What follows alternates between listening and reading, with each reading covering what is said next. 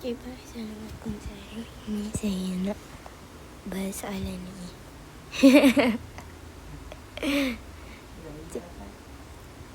um, 745. Lepas tu bacalah dulu kan.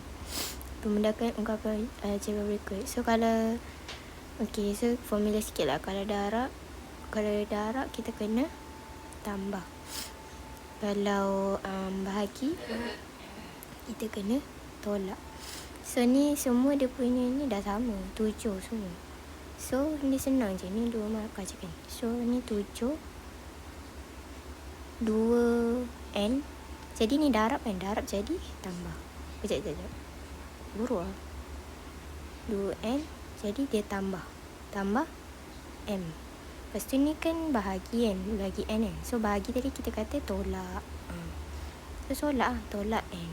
Jadi 2n tolak n 7n jadi tambah m. Tu je lah jawapan dia.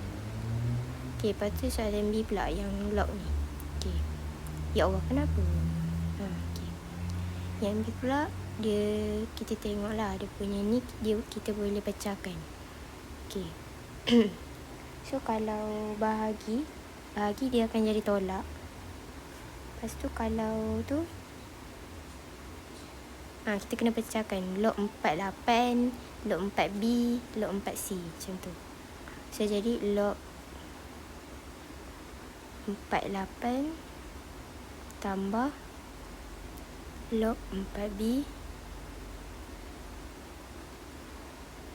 tolak log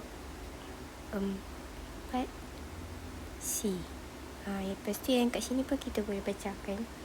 So dia jadi log 2y, log 2 apa? Log 28. Lepas tu per log 24.